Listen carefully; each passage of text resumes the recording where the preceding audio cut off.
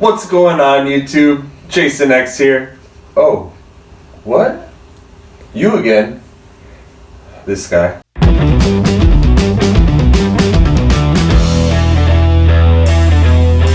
What's going on, YouTube? Welcome to 13th Planet. I'm your leader, Jason X.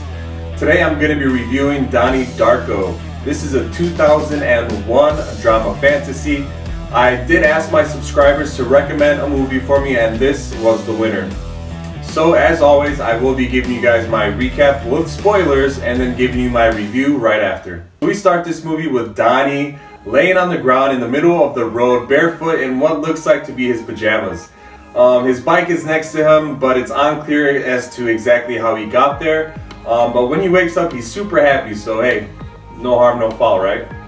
During the family dinner, we find out that Donnie stopped taking his medication. We have some fun insults between him and his sister, Elizabeth, who's actually his real sister in real life, Maggie Gyllenhaal.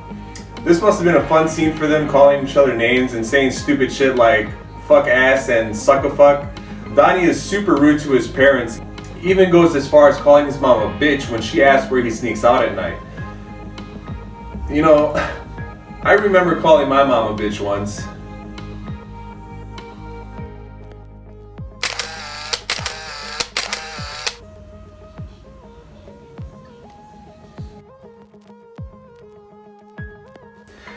Just kidding, never did that, guys. Donnie wakes up in the middle of the night as he hears a voice in his head and goes on walking in a trance kind of sleep, or a sleepwalk. This is the first time we meet the rabbit, Frank. He's the one who tells Donnie that there's 28 days left till the world ends. And you know, that night there's a crazy earthquake that happens. Donnie wakes up on a golf course and heads home. This is when we find out exactly what happened. It wasn't actually an earthquake, but an airplane engine fell on top of his house in Donnie's bedroom.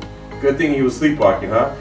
No one knows how the airplane engine got there, and nobody wants the family to discuss it. They even have to sign paperwork to say they won't talk about it. We follow Donnie to his high school, and boy, him and his friends are cool as they exit the bus through the back of the emergency exit.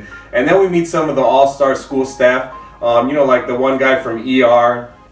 He's a science teacher, Drew Barrymore, and Patrick Swayze. Now, Patrick Swayze is not a teacher there. However, his character, Jim Cunningham, is some sort of author. He's a guru, like a motivator. As you know, Donnie's classes are always watching his videos in classes, how to deal with fear.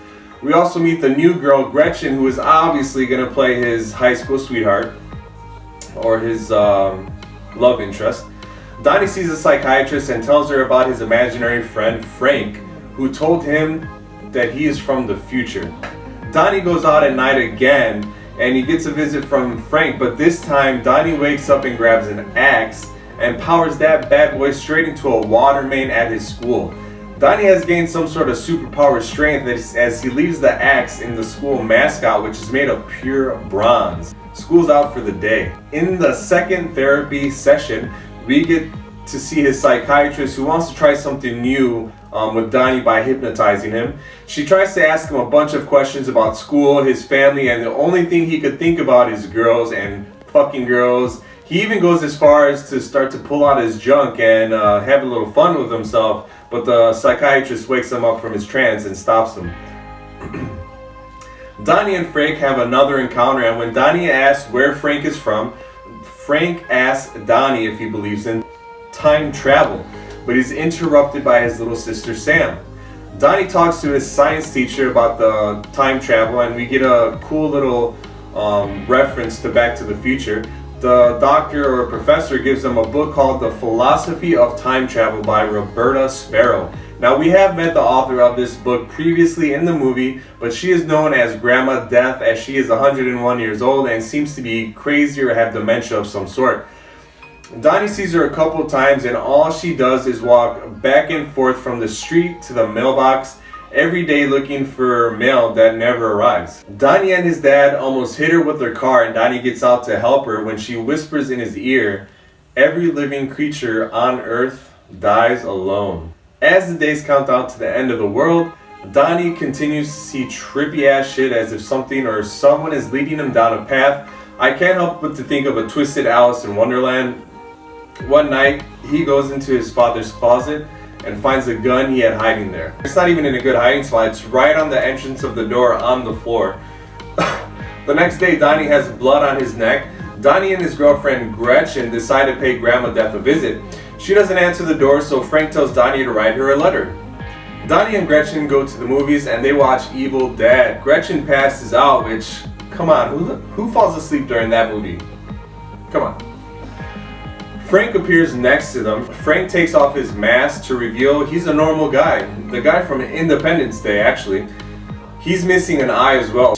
Frank shows Donnie a portal that manifests in the movie screen and tells Frank then tells Donnie to burn it to the ground. We don't know what he's referencing to, but Donnie burns down the house of Patrick Swayze the next day. It comes out on the news that he had a kitty dungeon in his basement and has just been arrested. Finally, Donnie gets around to writing Grandma Beth her letter, or Roberta Sparrow. He goes to see a psychiatrist and spills all the beans about all the things he's done. He says Frank is going to kill, and then his psychiatrist says that he's been taking placebo pills all this time and he doesn't have to take them anymore. Mom and Dad go out of town, so Donnie and his sister decide to throw a party.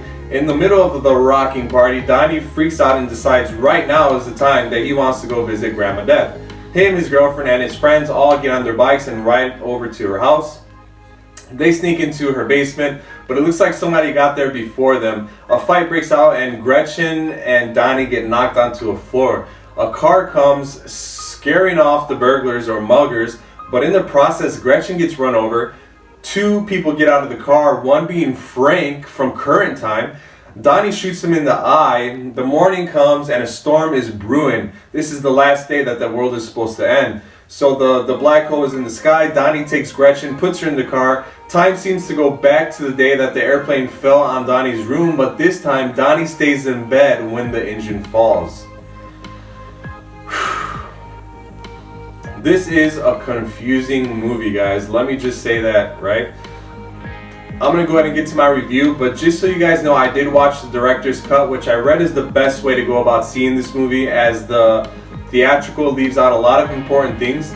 So let me just start off by saying this movie is very psychological and fucks with your mind. A recap is not going to help you get into the flow of this movie and understanding. The whole movie is up to interpretation. If it wasn't clear that there's two timelines, there's a tangent timeline and a primary one. When I first got to seeing this movie, I thought it was going to be another typical Shutter Island or Tyler Durden from Fight Club, you know, a crazy person who makes up reality in his mind to live with the decisions that he's making. Mirrors are often used as they talk about ego reflections. I thought it was going to be like a split personality thing at best. Donnie's always in a daze and he always has this crazy look on his face. And, you know, when he sees the psychiatrist, she tells her, hey, you don't need to take your medications anymore. So that kind of got me thinking, all right, well, if he's not taking medication anymore, or he wasn't in the first place, maybe he's not crazy after all. I kind of got into a hell and heaven type of thing, as Christ, Satan, and Antichrist are mentioned throughout this movie, and people's beliefs are referenced a lot as well. But it was actually the book that Donnie reads by Grandma Beth or Roberta Sparrow that leads me to believe that it was really a time travel movie, alternate universe that was in effect here. This movie is smart, weird, scary, and entertaining throughout the whole movie, and it just takes you on a beautiful journey. Jake Gyllenhaal is such a good actor. I mean, in this movie, even when he's young, he's a great actor. Like, his range, his power, all of his acting, you really enjoyed in this movie. You know, I'm kind of sad I didn't see this movie sooner. I'm going to give this movie a 9 out of 10, and I definitely look forward to seeing it again. So thank you to my subscribers who did recommend me movies. You know, I look forward to seeing any other recommendations. So as always, thank you guys so much for joining me today. I will have another review for you guys coming soon. If you guys have any movie requests, want to contact me, or just reach out, you can find me at Jason13Planet. Please like and share this video. If you enjoyed it, please subscribe. Join me next week on 13th Planet, where there is a world of possibilities.